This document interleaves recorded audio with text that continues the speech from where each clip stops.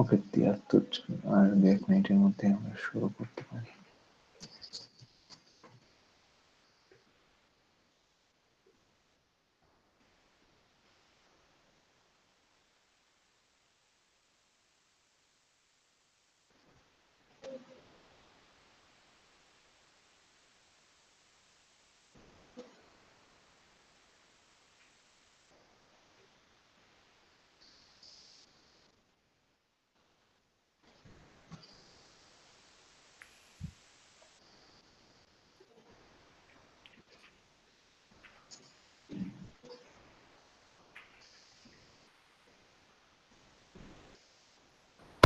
Attendance কোথায় দিব?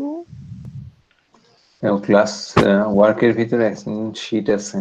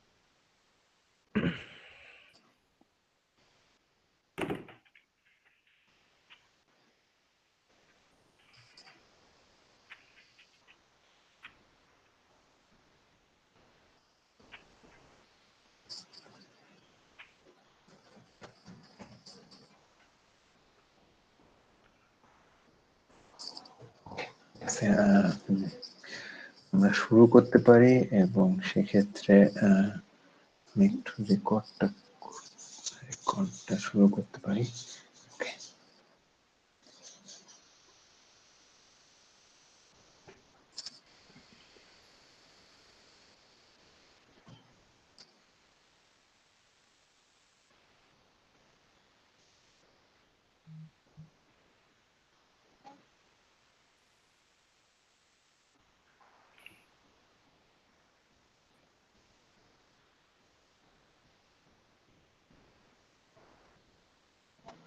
ওকে, আমি একটু স্লাইডটা শেয়ার দিতে চাচ্ছি, একটু হোল্ড করো ১ মিনিট। স্লাইডটা কি শেয়ার দেওয়া যায় না? আমার মনে হয় শুধু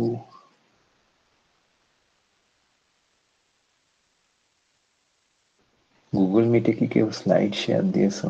তার কোনো এক্সপিরিয়েন্স আছে? আমার শুধু ট্যাব গুলা শেয়ার হচ্ছে। স্যার স্যার একবার ডানের নিচে স্যার ওই যে প্রেজেন্ট নাও আছে স্যার, ওখান দিয়ে স্যার আপনি এ উইন্ডো অথবা পুরো ইন্টার স্ক্রিন দিতে পারবেন। হ্যাঁ, এই উইন্ডো দিলে আমি শুধু ট্যাব গুলা পাচ্ছি। আচ্ছা, এই উইন্ডো দিলে কি হয়? আচ্ছা, হ্যাঁ, ঠিক আছে। Okay, fine, thank you. Okay, ঠিক আছে। এখন স্লাইডটা নিশ্চয়ই দেখা যাচ্ছে নাকি? জি স্যার।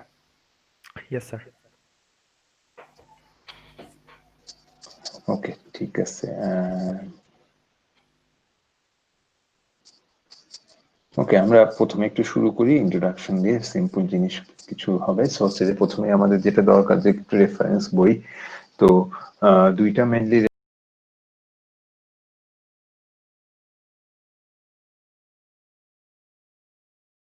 হচ্ছে যে মানে আমরা তো অলরেডি জানতাম যে আমরা স্ট্রাকচার্ড প্রোগ্রামিং করেছি, সি স্ট্রাকচার্ড প্রোগ্রামিং তোমরা গত সেমিস্টারে শিখেছো। সেখানে হচ্ছে যে তোমরা সিনট্যাক্স দেখেছো, একটা প্রোগ্রামকে কিভাবে সোর্স কোড লিখে তারপর রান করতে হয় সেটা দেখেছো। মানে হচ্ছে যে একটা স্টেটমেন্ট লিখে সেমিকোলন দিতে হয়। তুমি যদি একটা কোনো কন্ডিশন হয় যে হচ্ছে যে আজ বৃষ্টি হলে আমি বাইরে যাব না, এরকম যদি কন্ডিশন হয় তাহলে ইফ, তারপরে হচ্ছে যে যদি যদি এরকম কোনো ঘটনা ঘটে, একই ঘটনা আমরা অনেকবার রিপিটেডলি করতে চাই তাহলে লুপ। এই যে সিনট্যাক্স গুলো সবই তোমরা দেখেছো, শিখেছো। তো হচ্ছে যে মানে দেখা যায় যে হচ্ছে, সবাই একটু মিউট করো তো।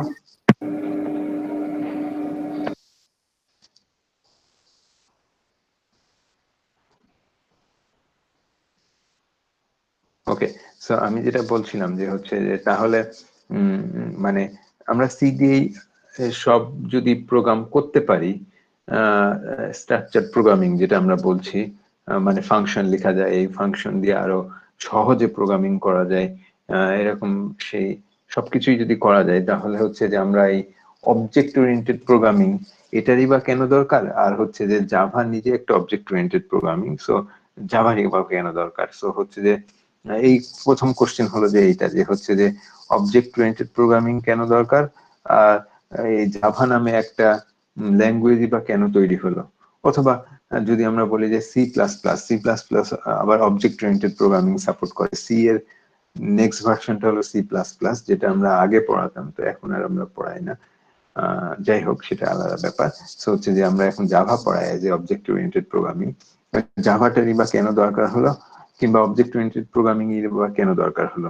সো এই দুইটা কোশ্চেন আসলে আমাদের অ্যান্সার দেওয়া দরকার, যে কেন জাভা অথবা অবজেক্ট ওরিয়েন্টেড প্রোগ্রামিং দরকার হলো। দুইটার ডিফারেন্স একটু ডিফারেন্স, মানে দুইটারই। আমরা যদি প্রথমে বলি যে হচ্ছে অবজেক্ট ওরিয়েন্টেড প্রোগ্রামিং কেন দরকার হলো, হ্যাঁ, এটার কারণ হচ্ছে যে যত মানুষজন প্রোগ্রামিং করা আরম্ভ করলো, এই জিনিসটা হয়তো এখন ক্লিয়ার হবে না। আমি যেটা ক্লিয়ারলি বলছি, আমার কথাটা হয়তো এখন ক্লিয়ার হবে না, স্টেপ বাই স্টেপ ক্লিয়ার হবে, মানে আরো কয়েকদিন ক্লাস হলে ক্লিয়ার হবে। তো একটু বলে রাখার চেষ্টা করি যে যখন মানুষ বেশি, আহ, অনেক মানুষ প্রোগ্রামিং করা শুরু করলো এবং সেটা বিভিন্ন অন্য মানুষদের সাথে শেয়ার করতে আরম্ভ করলো, মানে কেউ কোনো একটা ফাংশনকে ইউজ করতে চায়, কোনো একটা প্রোগ্রামের কোনো একটা পার্শিয়াল কোনো কিছুকে ইউজ করতে চায়, অথবা কেউ বললো যে না, এই প্রোগ্রামটা আমার এই এতটুকু কেউ একজন লিখেছিল, আমি এটাকে আরো বাড়াতে চাই, আরো ফিচার অ্যাড করতে চাই। তো এই ধরনের ব্যাপারগুলো যখন এসে গেল, তখন স্ট্রাকচার প্রোগ্রামিং সেই সাপোর্ট গুলো দেয় না, যেগুলো হচ্ছে যে আমাদের যে আমি কিছু খুব সহজে একটা প্রোগ্রামের মধ্যে কিছু ফিচার অ্যাড করতে চাই, খুব সহজে আমি একটা প্রোগ্রামকে স্কেলেবল করতে চাই, মানে অনেকের জন্য ইউজেবল করতে চাই, এরকম যে ব্যাপারগুলো, এই ব্যাপারগুলো হচ্ছে যে আর স্ট্রাকচার প্রোগ্রামিং সাপোর্ট দিতে পারলো না। এবং সেই কারণেই হচ্ছে যে ধীরে ধীরে অবজেক্ট ওরিয়েন্টেড প্রোগ্রামিং এর মানে সোজা কথা জন্ম হলো, এবং অবজেক্ট ওরিয়েন্টেড প্রোগ্রামিংটা হচ্ছে ধীরে ধীরে জনপ্রিয় হতে থাকলো। এই কথাটা আমার মনে হয় এখন অনেক, আমি যদি জিজ্ঞেস করি যে হ্যাঁ কারো কোনো কোশ্চেন আছে কিনা, অনেকে বলবে না স্যার ক্লিয়ার হলো না। হ্যাঁ, এটা ক্লিয়ার হওয়ার জাস্ট হচ্ছে যে এই মুহূর্তে ক্লিয়ার হবে না, এটা দরকারও নাই। আমরা হচ্ছে যে আরেকটু এগোই, আরেকটু আর দু একটা ক্লাস হোক, তখন হয়তো আরেকটু ক্লিয়ার হবে। তো এই মুহূর্তে এটা নিয়ে আসলে কোশ্চেন করে লাভ নাই যে স্যার এটা হচ্ছে যে আমি ঠিক বুঝলাম না। সো আমাদের একটু সময় দিতে হবে এই ব্যাপারে, যে আসলে অবজেক্ট ওরিয়েন্টেড প্রোগ্রামিং এর ফিচার গুলা কি কি, এই ব্যাপারে আমাদের আসলে না জানলে ডিফারেন্সটা ঠিক বোঝা যাবে না, যে স্ট্রাকচার প্রোগ্রামিং আর অবজেক্ট ওরিয়েন্টেড প্রোগ্রামিং এর মধ্যে কি কি সুবিধা অসুবিধা আছে। সেই সুবিধা অসুবিধা বুঝতে হলে আমাকে অবজেক্ট ওরিয়েন্টেড প্রোগ্রামিং এর কিছু ফিচার আগে জানতে হবে। তো সেটা আমরা আপাতত আজকের ক্লাসের হয়তো শেষের দিকে একটু জানবো। তো হচ্ছে যে আরো আমাদেরকে একটু সময় দিতে হবে। সো এই ব্যাপারটা আমরা একটু পজ করে রেখে আমরা বলি যে হচ্ছে যে আসলে জাভা কিভাবে আসলো। সো জাভার হিস্টোরিটা কি, কাইন্ড অফ এরকম। So Java object oriented programming support করে। সো হচ্ছে স্ট্রাকচার প্রোগ্রামিং এর যে প্রবলেম গুলো ছিল সেগুলোকে তারা হ্যান্ডেল করছে, সোজা কথা। প্রথম কথা হলো এটা। দ্বিতীয় কথা হলো যে জাভা যখন আসে 90 92 95 সালের দিকে, 95 সালে অফিসিয়ালি জাভা রিলিজ হয়, কিন্তু তার আগ পর্যন্ত জাভা যখন আসে তখন হচ্ছে যে তার আগে ইন্টারনেটটা পপুলার হওয়া আরম্ভ করেছে। সো ইন্টারনেটটা পপুলার হওয়া আরম্ভ করেছে, এই কথাটা খুব একটা ইম্পর্টেন্ট সিগনিফিকেন্স জাভার ক্ষেত্রে। আহ, কারণ হচ্ছে আহ, কারণ হচ্ছে যে ইন্টারনেট অ্যাভেলেবল হওয়ার আরম্ভ করেছে, এটার মানেই হচ্ছে যে ইন্টারনেটের সাথে বিভিন্ন প্ল্যাটফর্মের মেশিন, মেশিন বলতে কম্পিউটার আমরা বলি, তখন শুধু কম্পিউটারই ছিল, অন্য কোনো কিছুই ছিল না, মোবাইলও ছিল না, কিছুই ছিল না। মোবাইল, পাম্পটপ, ল্যাপটপ, ট্যাব, যাই বলি না কেন, এগুলো কিছুই ছিল না। সো হচ্ছে যে শুধু আমরা কম্পিউটারই বলি।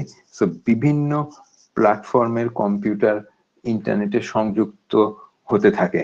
এখন আমি যদি জিজ্ঞেস করি যে এই প্ল্যাটফর্ম বলতে আমি আসলে কি বোঝাতে চেয়েছি, কেউ কি বলতে পারবে যে কি প্ল্যাটফর্ম বলতে আমি আসলে কি বোঝাতে চেয়েছি? কেউ যে অ্যান্সার করতে চায় একটু আনমিউট করে অ্যান্সার করে হচ্ছে যে তারপরে আবার আবার মিউট করে দিতে পারো। So হচ্ছে যে আহ, আমি জানতে চাচ্ছি যে ইন্টারনেটে প্ল্যাটফর্ম, বিভিন্ন প্ল্যাটফর্মের মেশিন যুক্ত হচ্ছে, এই কথাটা, এই প্ল্যাটফর্ম বলতে আমি কি মিন করছি, এটাই আমি জানতে চাচ্ছি। স্যার বিভিন্ন অপারেটিং সিস্টেম। ওকে, বিভিন্ন অপারেটিং সিস্টেম, গুড। এটা এটা এক্স্যাক্টলি এটাই অ্যান্সার, যে বিভিন্ন অপারেটিং সিস্টেম। তার মানে আমরা যদি কয়েকটা অপারেটিং সিস্টেমের নাম বলতে পারি। Sir Linux, Windows, Linux, Windows, Mac, Mac spring, OS, right, Unix. So হচ্ছে যে এরকম ইউনিক্স, এগুলো এই মুহূর্তে এগুলোই পপুলার। আরো হয়তো অনেক অনেক ওএস আছে যেগুলো সম্পর্কে হয়তো আমরা অতটা জানি না, কিন্তু আরো থাকতে পারে। সো হচ্ছে যে সো আমরা ধরে নিই যে হচ্ছে যে Windows, Linux, Unix, Mac OS এগুলো পপুলার। সো হচ্ছে ম্যাক ওএস তখনও ছিল, রাইট, তখনও ছিল। সো হচ্ছে যে ইউনিক্স ছিল, লিনাক্সটা হয়তো আরো পরে এসছে, কিন্তু ইউনিক্স ছিল, উইন্ডোজ ছিল। সো হচ্ছে যে এই ধরনের প্ল্যাটফর্ম গুলা যখন যুক্ত হতে লাগলো, তখন যেটা প্রবলেম হলো যে হচ্ছে যে যে আমরা যদি কেউ, আমি ঠিক জানি না, যে হচ্ছে যে আমরা যখন এই কম্পিউটার সায়েন্স পড়েছি তখন হচ্ছে যে জিনিসটা সহজে বোঝা গেছে, কারণ আমাদের সবকিছু রান করতে হচ্ছে যে একটা গেম রান করতে হলে গেমের একটা ইএক্সি ফাইল থাকতো। তোমরা কি কেউ খেয়াল করেছো যে ডট ইএক্সি বলে একটা ফাইল থাকতো? এখন আর ওরকম কোনো কিছুই আসলে থাকে না, থাকে ঠিকই, সবই হিডেন হয়ে গেছে। সো হচ্ছে তুমি ক্লিক করলেই রান হয়ে যায়, কাইন্ড অফ এরকম। কিন্তু তুমি যদি আসলে উইন্ডোজের ফাইল স্ট্রাকচারের মধ্যে, প্রোগ্রামস ফাইলস এর মধ্যে গিয়ে দেখো, তাহলে প্রত্যেকটা প্রোগ্রামের জন্য ইএক্সি মানে সামথিং ডট ইএক্সি এরকম একটা ফাইল থাকে, তাই না? মানে এবং তোমরা যারা হচ্ছে যে একটু মানে প্রোগ্রামটা, তোমাদের সি প্রোগ্রামটারই যখন রান করতে গেছো, তখন দেখেছো যে ধরো তুমি একটা প্রোগ্রামের নাম দিয়েছো টেস্ট ডট সি, এই প্রোগ্রামটাকে কম্পাইল করার পরে হয়তো নাম এসছে টেস্ট ডট ইএক্সি। এটা কি কেউ খেয়াল করেছো? অবভিয়াসলি কেউ না কেউ খেয়াল করার কথা। জি স্যার, তিনটা ফাইল থাকে, একটা হচ্ছে নর্মাল যেটা টেক্সট Source ফাইল, code, একটা ডট ও, আর একটা হচ্ছে ডট ইএক্সি।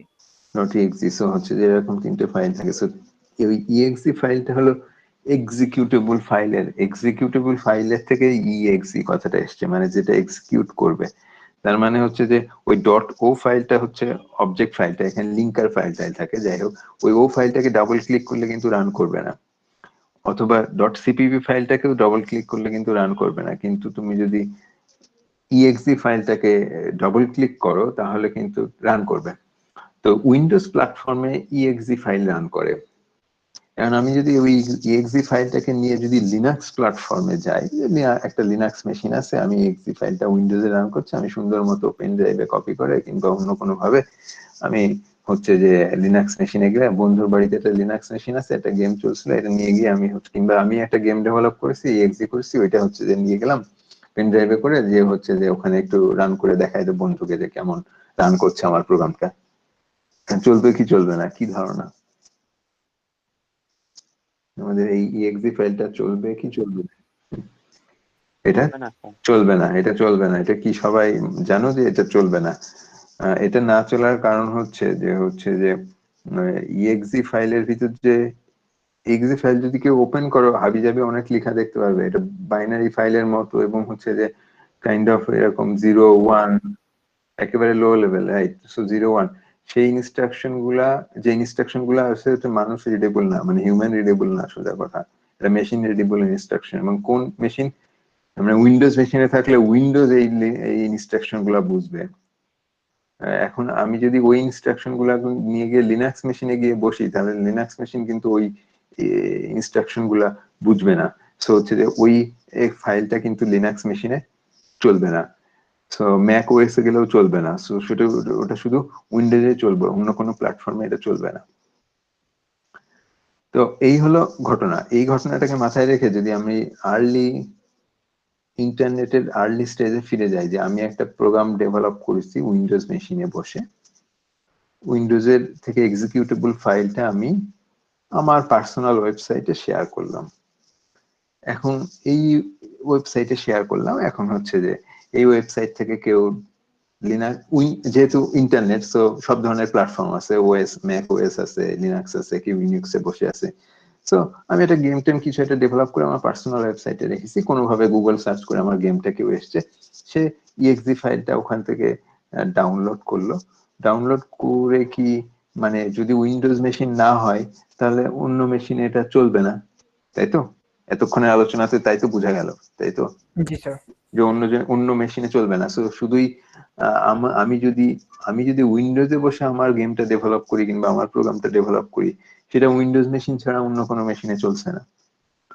আবার কেউ যদি লিনাক্সে বসে কোনো কিছু একটা প্রোগ্রাম ডেভেলপ করে এবং সে তার ওখানে ওয়েবসাইটে, পার্সোনাল ওয়েবসাইট বলি আর যাই বলি, যেখানেই রাখুক, ওখানে হচ্ছে যে ওখান থেকে হয়তো আমি ওটা ডাউনলোড করলাম উইন্ডোজ মেশিনে, তাহলে আমি ওটাও রান করতে পারলাম না। সো এই যে প্ল্যাটফর্ম ডিপেন্ডেন্ট কথাটা চলে আসছে, যে হচ্ছে যে আমরা আমাদের ওই সময় যেটা প্রবলেম হচ্ছিল, প্ল্যাটফর্ম ডিপেন্ডেন্ট হয়ে যাচ্ছিল সবকিছু। মানে উইন্ডোজের লোকজন শুধু উইন্ডোজ গুলাকেই রান করতে পারছে, লিনাক্সের লোকজন শুধু লিনাক্সকেই রান করতে পারছে। এই যে প্রবলেম, এই প্রবলেমকে প্ল্যাটফর্ম ডিপেন্ডেন্ট প্রবলেম। সো প্ল্যাটফর্মের উপর ডিপেন্ডেন্ট থাকতে হচ্ছে আমাকে। সো তো জাভা যারা তৈরি করেছে, যারা প্রথম চিন্তা করলো, তারাই প্রথম আসলে এই বিষয়ে। এখন সি শার্প এসে গেছে, যেটাও প্ল্যাটফর্ম ইন্ডিপেন্ডেন্ট, এবং অনেকগুলা প্রোগ্রামিং ল্যাঙ্গুয়েজ চলে এসছে যেগুলো প্ল্যাটফর্ম ইন্ডিপেন্ডেন্ট। কিন্তু জাভাই প্রথম চিন্তা করেছে যে কিভাবে একটা ল্যাঙ্গুয়েজকে প্ল্যাটফর্ম ইন্ডিপেন্ডেন্ট করা যায়, যে আমি যে কোনো প্ল্যাটফর্মে বসে ডেভেলপ করব এবং সেই ফাইলটা যে কোনো প্ল্যাটফর্মে রান করবে। এটাই হলো প্ল্যাটফর্ম ইন্ডিপেন্ডেন্টের কনসেপ্ট। আমি উইন্ডোজে বসে ডেভেলপ করতে পারি, আমি লিনাক্সে বসে ডেভেলপ করতে পারি, আমি ম্যাক ওএস এ বসে ডেভেলপ করতে পারি, অথবা আমি যে কোনো জায়গায় যে কোনো প্ল্যাটফর্মে বসে আমি ডেভেলপ করতে পারি। কিন্তু আমার যে ফাইলটা তৈরি হবে, সেই ফাইলটা উইন্ডোজেও চলবে, ম্যাকেও চলবে, লিনাক্সেও চলবে। এই সুবিধাটা যে ল্যাঙ্গুয়েজ দিবে তাকে আমরা বলবো প্ল্যাটফর্ম ইন্ডিপেন্ডেন্ট ল্যাঙ্গুয়েজ। সো এটাকে বলবো আমরা প্ল্যাটফর্ম ইন্ডিপেন্ডেন্ট ল্যাঙ্গুয়েজ। এখন কিভাবে জাভা করেছে সেটা নেক্সট স্লাইড।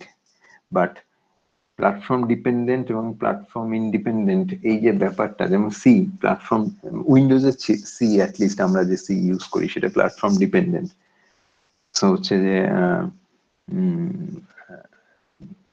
এই অংশটুকু কি ক্লিয়ার হয়েছে কিনা, এই অংশটুকু কি, মানে আমি জানতে চাই যে ক্লিয়ার হয়েছে কিনা।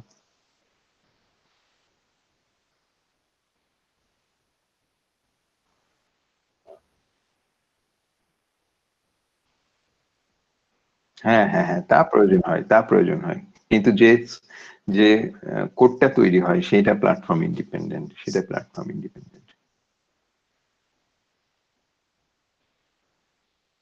ঠিক আছে, মানে এই অংশটুকু কি বোঝা গেছে? এই অংশে কারো কোনো কোশ্চেন আছে কিনা, যে হচ্ছে যে প্ল্যাটফর্ম ডিপেন্ডেন্ট কি জিনিস বুঝলাম না, কিংবা প্ল্যাটফর্ম ইন্ডিপেন্ডেন্ট কি জিনিস বুঝলাম না।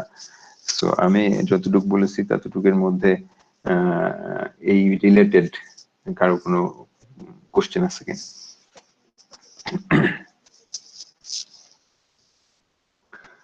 ওকে, কোশ্চেন যদি না থাকে তাহলে জাভাতে তাহলে সব অপারেটিং সিস্টেমে আমরা কাজ করতে পারবো। রাইট, মানে তুমি যেখানে বসেই ডেভেলপ করো না কেন, যে প্ল্যাটফর্মে মানে যে সোর্স যে সরি যে অপারেটিং সিস্টেমে বসে ডেভেলপ করো না কেন, ডাজ নট ম্যাটার।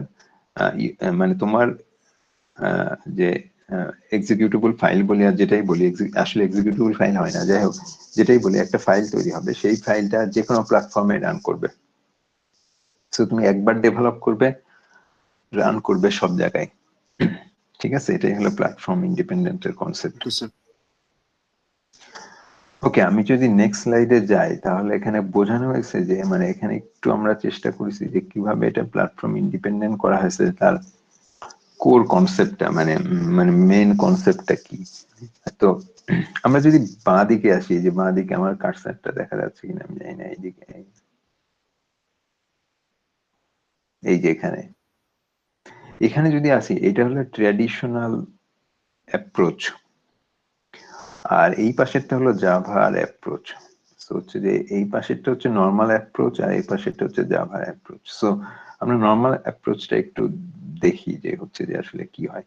প্রথমে একটা সোর্স কোড থাকে, সবাই একটা সোর্স লিখে কিছু একটা ফাইল, যে হ্যালো ওয়ার্ল্ড লেটস আমি সি তে লিখলাম, সেটা সোর্স কোড।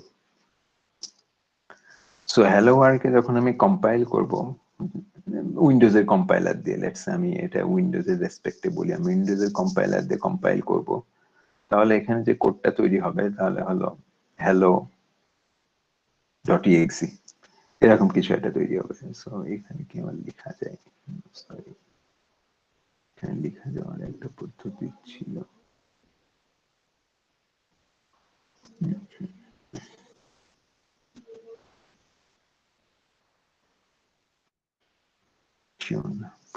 এখানে ডাইরেক্ট লেখাও যেত, পেন পেন যদি আমি আগে পেন, আচ্ছা পেনে হচ্ছে লেখা দেওয়াটা কঠিন, টেক্সট হলে ভালো হতো। টেক্সট কি লেখা যায়,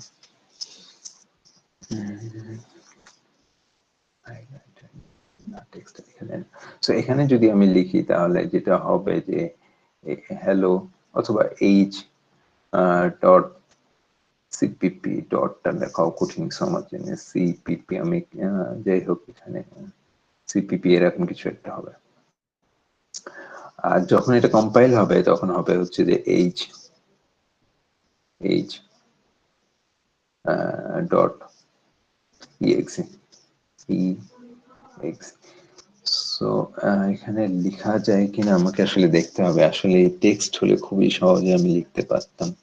এখানে যেটা অবস্থা হচ্ছে যে এটা লেখা আমার জন্য এইভাবে মাউস দিয়ে লেখা খুবই tough. So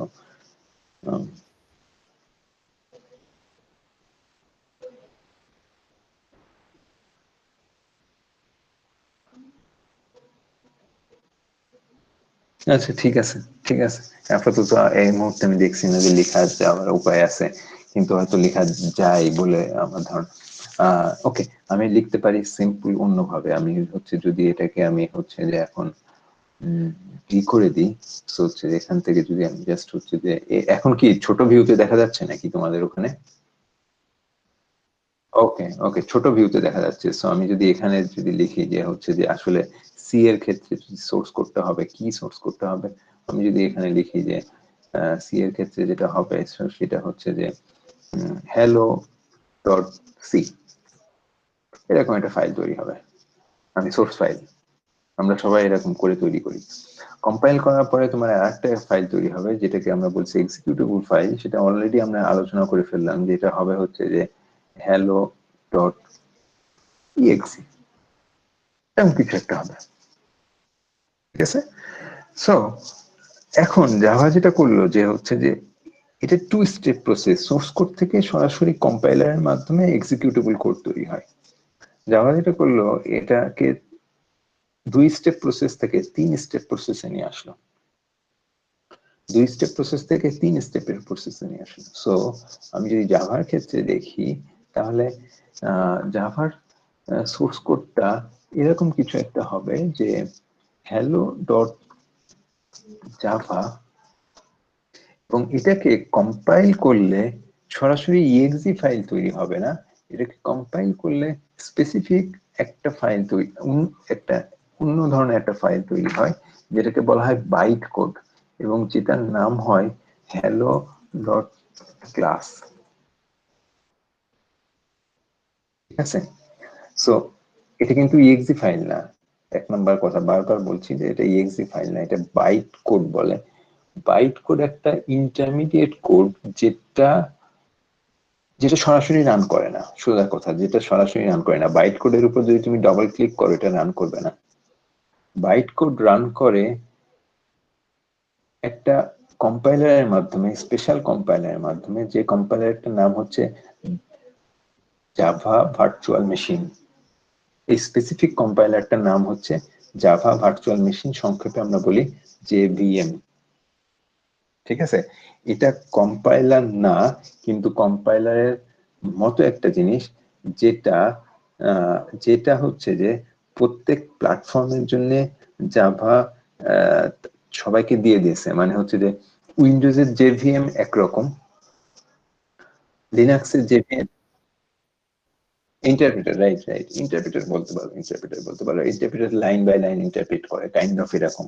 so line by line, so compiler হলো একবারে পড়ে নিয়ে এক্সিকিউট করে, আর ইন্টারপ্রিটার লাইন বাই লাইন করে। সো এখানে ফান্ডামেন্টালি এটা ইন্টারপ্রিটার, বাট হচ্ছে যে সোজা কথা হলো যে এটা কিন্তু আমি যেটা বলছি যে এটা এক্সিকিউটেবল কোড থেকে রান করে না, এটা একটা ইন্টারমিডিয়েট ব্যাপার, মানে মিডিল একটা ইন্টারমিডিয়েট প্রসেস, যে প্রসেসের মাধ্যমে বাইট কোডটা রান করে। এখানে ইম্পর্টেন্ট কথা হলো যে আমি একটা সোর্স কোড থেকে যে কোনো একটা কোড তৈরি করলাম, সোজা কথা, কিন্তু এই কোডটা সব প্ল্যাটফর্মে রান করবে কিভাবে?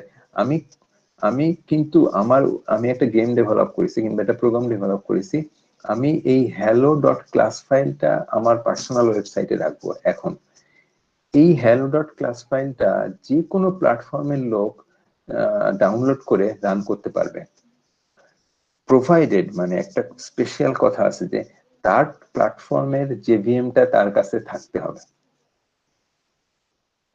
আমার কথাটা বোঝা গেল কিনা? যে কেউ যদি লিনাক্স মেশিনে বসে থাকে, তাহলে লিনাক্স মেশিনের জন্য যে JVM সেটা তার কাছে থাকতে হবে। কেউ যদি উইন্ডোজ মেশিনে বসে থাকে, তাহলে উইন্ডোজ মেশিনের যে JVM সেটা তার কাছে থাকতে হবে। কেউ স্যার যদি তার মানে বাইট একজন একজন করে, মানে আমি একটু শেষ করে নিই তারপরে, ঠিক আছে? সো হচ্ছে যে JVM মানে উইন্ডোজ মেশিনের JVM তার কাছে থাকতে হবে। কেউ যদি ইউনিক্স এ বসে থাকে কিংবা ম্যাক ওএস এ বসে থাকে, তাহলে সে ম্যাক ওএস এর জন্য যে JVM সেটা তার কাছে থাকতে হবে। জাভা প্রত্যেক প্ল্যাটফর্মের জন্য JVM প্রোভাইড করেছে, মানে তাদের কাছে আছে, মানে দেওয়া আছে ওয়েবসাইটে। সো তুমি যে প্ল্যাটফর্মে আসছো সেই প্ল্যাটফর্মে JVM-টা ইনস্টল করে নিতে হবে, তাহলে যে কোনো ক্লাস ফাইল তোমার রান করবে। সো হচ্ছে যে তাহলে আমার কথা হলো যে এই এক্সিকিউটেবল ফাইলটা উইন্ডোজ লিনাক্স মেশিনে রান করবে না, কিন্তু এই ক্লাস ফাইলটা যে কোনো মেশিনে রান করবে। এটুকু হলো আপাতত আমার কথা। এখন কারো কোনো কোশ্চেন থাকলে কেউ জিজ্ঞেস করতে পারো, যে কোনো এখানে অবশ্যই কোশ্চেন আছে, সো একটু জিজ্ঞেস করলে কার কি কোশ্চেন আছে। স্যার বাইট কোডের ব্যাপারটা তো আরেকবার যদি বলতেন। বাইট কোডটা এক্সিকিউটেবল কোড না, যে হচ্ছে যে আমি ডাবল ক্লিক, এটা উইন্ডোজ মেশিনের মতো, মানে উইন্ডোজ বলি আর যে কোনো বলি, যে এটা কোনো এক্সিকিউটেবল কোড না যে আমি ডাবল ক্লিক করে রান করব। এটা একটা ইন্টারমিডিয়েট কোড, যেটা কাইন্ড অফ সোর্স কোডও না আবার এক্সিকিউটেবল কোডও না, এটার মাঝামাঝি একটা কোড, যেটা জাভা বলে এটা অপটিমাইজড কোড। মানে কাইন্ড অফ আমি যদি বলি যে সোর্স কোড থেকে পুরা জিনিসটা রান করতে হবে, সেটা যেমন টাইম কনজিউমিং ব্যাপার। সো জাভা সেটা রাখেনি, জাভা বলেছে যে ঠিক আছে আমি একটু কম্পাইল করে নিব, সোজা কথা আমি সহজ ভাবে বলি। জাভা যেটা বলেছে যে আমি একটু কম্পাইল করে দিচ্ছি, কিন্তু আমি এক্সিকিউটেবল কোড দিচ্ছি না, কিন্তু আমি এমন একটা কোড দিচ্ছি যেটা যে কোনো সহজে রান করা যায়, JVM এর মাধ্যমে খুব সহজে ফাস্ট রান করা যায়। সোজা কথা এটাই হলো মোটামুটি একটা অ্যানালজি, যে হচ্ছে যে এই হলো মোটামুটি একটা অ্যানালজি। মানে পুরো স্যার এই বাইট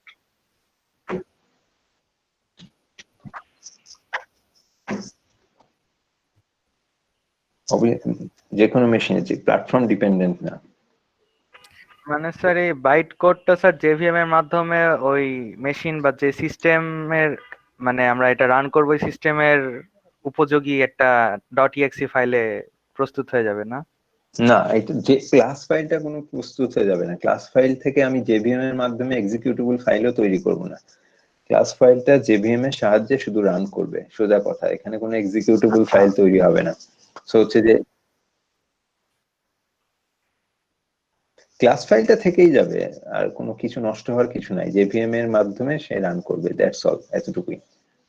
এখানে কোনো পার্টিকুলারলি কোনো এক্সিকিউটেবল ফাইল উইন্ডোজ এর মতো তৈরি হবে না। স্যার তাহলে কি অপারেটিং সিস্টেমের উপর ক্লাস ফাইলটা কনভার্ট হবে এরকম? না না, এটা হচ্ছে অপারেটিং সিস্টেমের উপরে আছে জেভিএম। মানে এটা যেমন এইটা যেমন সরাসরি অপারেটিং সিস্টেম ডিপেন্ডেন্ট, কিন্তু এটা সরাসরি অপারেটিং সিস্টেম ডিপেন্ডেন্ট না। এই অপারেটিং সিস্টেমের উপর লেয়ারে আছে জেভিএম। সো এই ক্লাস ফাইলের ইনস্ট্রাকশন গুলো প্রথমে জেভিএম এর কাছে আসবে, জেভিএম সেটাকে অপারেটিং সিস্টেমের মাধ্যমে কনভার্ট করে অপারেটিং সিস্টেমকে বলবে যে কি করতে হবে। সোজা কথা এটাই হলো ব্যাপার। স্যার বাইট কোডটা কি 10 এরকম নাকি হচ্ছে মানে মানুষ পড়তে পারবে না এরকম? না না না না, এটাও মানুষের আনরিডেবল, হিউম্যান আনরিডেবল কোড, বাট এটা এক্সিকিউটেবল কোড না, মানে সরাসরি মেশিন প্ল্যাটফর্ম ডিপেন্ডেন্ট কোড না। এটাই হলো কথা, এটাই হলো কথা। স্যার জেভিএম কি স্যার প্রত্যেকটা অপারেটিং সিস্টেমের জন্য আলাদা আলাদা? আলাদা আলাদা, রাইট। উইন্ডোজের জেভিএম তুমি ইতে পাবে, জাভার ওয়েবসাইটে পাবে। লিনাক্সের জেভিএম তুমি জাভার ওয়েবসাইটে পাবে। ম্যাক ওএস এর জেভিএম তুমি ম্যাক ওয়েবসাইটে পাবে। সো সব প্ল্যাটফর্মের জন্য জেভিএম আলাদা আলাদা। এটাই হলো তোমার কস্টিংটা, মানে হচ্ছে যে তোমার কোনো কিছু একটা পেতে হলে কোনো কিছু ছাড় দিতে হয়। এটা আমরা সবসময় জানি, কোনো কিছু মানুষের জীবনেও কোনো কিছু পেতে হলে কোনো কিছু। জাভা এখানে যেটা করেছে যে সে প্ল্যাটফর্ম ডিপেন্ডেন্ট করতে গিয়ে প্রত্যেক প্ল্যাটফর্মের জন্য তাকে আলাদা আলাদা মিনি কম্পাইলার, আমরা বলতে পারি মিনি কম্পাইলার তাকে তৈরি করতে হয়েছে। কিন্তু সেটা সুবিধাটা হয়েছে যেটা, যে এখন জাভা যে কোনো প্ল্যাটফর্মে এই ক্লাস ফাইলটা শেয়ার করলেই যে কোনো প্ল্যাটফর্মে এটা রান করবে। তো এটাই হলো কথা। ঠিক আছে স্যার বাইট কোডটা কি স্যার পরবর্তীতে চেঞ্জ হয় না স্যার রান হওয়ার আগে? রাইট কোডটা বাইট কোডটা স্যার যেমন হ্যালো ডট ক্লাস, এই ক্লাসটা কি অন্য কোনো ফাইলে তৈরি হয় না রান হওয়ার আগে স্যার? না, মনে হয় না। আমি আমি আমি তো দেখিনি কখনো। আমি মনে হয় দেখিনি কখনো, মনে হয় না। এটা শুধু ক্লাস ফাইলই থাকে, আর কিছুই হয় না, আর কিছুই হয় না। তার মানে যে কোনো অপারেটিং সিস্টেমে স্যার ক্লাস ফাইলটা জেভিএম এর মাধ্যমে আর কি চালু হচ্ছে, রান হচ্ছে।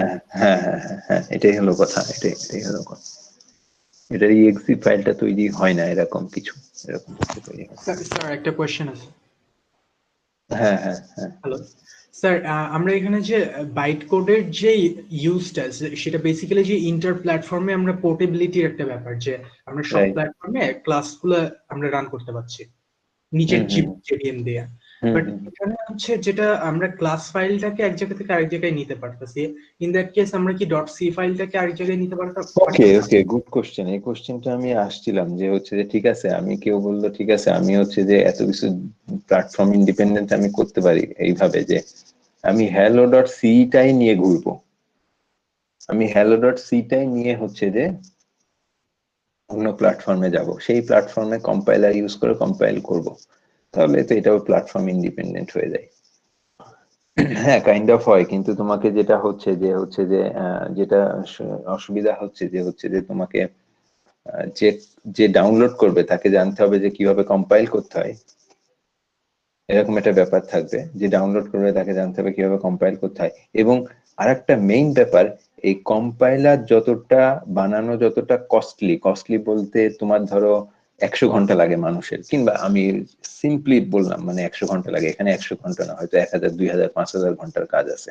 সো আমি বললাম যদি কম্পাইলার বানাতে 100 ঘন্টা লাগে, একটা জেভিএম বানাতে হয়তো 30 ঘন্টা লাগে, এরকম একটা ব্যাপার আছে। সো হচ্ছে যে এই ব্যাপারটা বলাও আছে যে কোন বইয়ের কোনো একটা জায়গায় বলা আছে যে একটা কম্পাইলার বানানোর যতটুকু কস্টলি বলতে এফোর্ট দরকার, একটা জেভিএম বানাতে তার চেয়ে কম এফোর্ট দরকার। সো হচ্ছে যে প্রত্যেক প্ল্যাটফর্মের জন্য কম্পাইলার বানানো যতটুকু কস্টলি, তার থেকে প্রত্যেক প্ল্যাটফর্মের জন্য জেভিএম বানানো সহজ। সো সেই জন্যই হচ্ছে যে এই সোর্স কোডটাকে কেউ প্ল্যাটফর্ম ইন্ডিপেন্ডেন্ট বলে না, ঠিক আছে? এই জন্যই হচ্ছে যে, এবং সোর্স কোডটাকে যদি তুমি শেয়ারও করো, তোমাকে যে এন্ড থেকে তোমাকে ডাউনলোড করবে সেই এন্ডে কম্পাইলার থাকতে হবে, যেটা কস্টলি একটা ব্যাপার। এবং জেভিএম ফ্রি, এটা একটা ব্যাপার, কম্পাইলার ফ্রি না। সো প্রত্যেক প্ল্যাটফর্মের জন্য কম্পাইলার ফ্রি না, সো সেটা একটা ব্যাপার। সো যাই হোক, জেভিএম ফ্রি সেটা একটা ব্যাপার। এবং হচ্ছে যে প্রত্যেক প্ল্যাটফর্মের জন্য কম্পাইলার দেওয়া যতটুকু কস্টলি ব্যাপার, মানে costly means in terms of hour, man hour ইত্যাদি ইত্যাদি, তার থেকে জেভিএম দেওয়া সহজ। সো হচ্ছে যে কাইন্ড অফ সেই জন্য বলা হচ্ছে যে সোর্স কোডটা কখনো প্ল্যাটফর্ম ডিপেন্ডেন্ট বলা হয় না, এই সরি ইন্ডিপেন্ডেন্ট বলা হয় না। ঠিক আছে, আমি কি বুঝাতে পারলাম? হয়তো পুরোটা ক্লিয়ার হয়নি, কিন্তু মানে কিছুটা হলেও মানে আমি দিতে পেরেছি, এটুকুই জানতে চাচ্ছি, এরকম কিছু।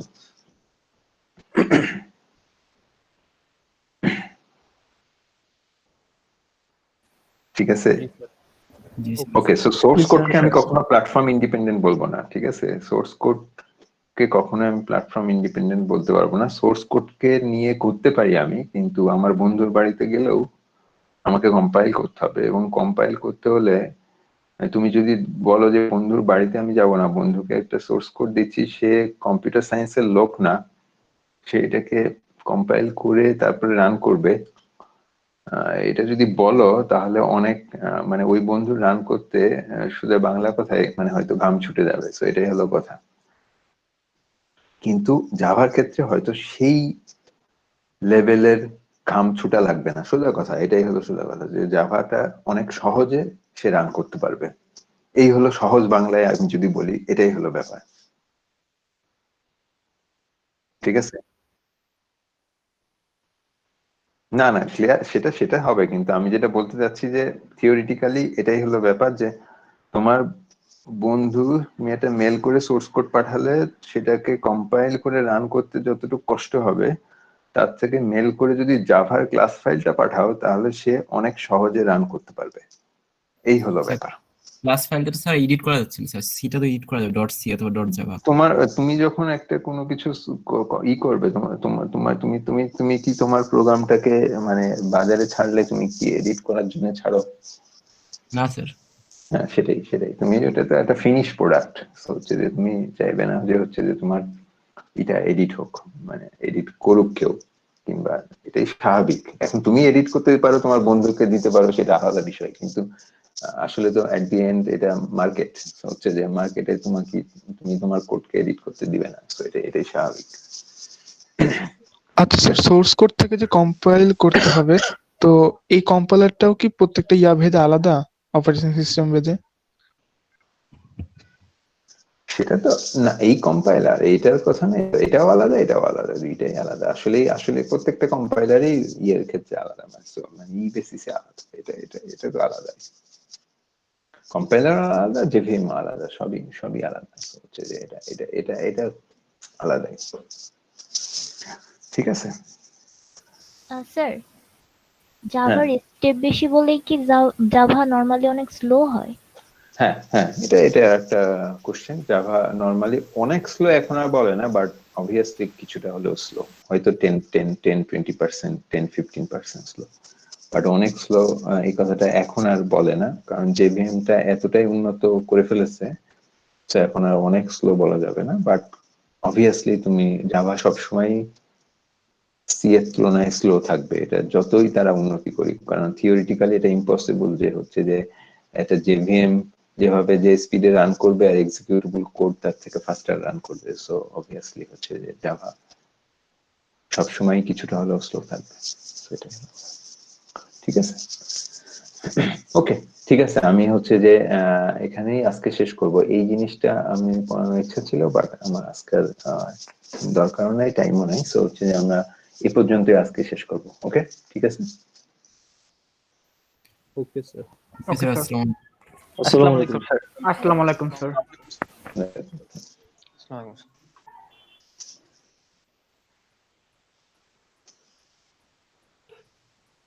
ওকে।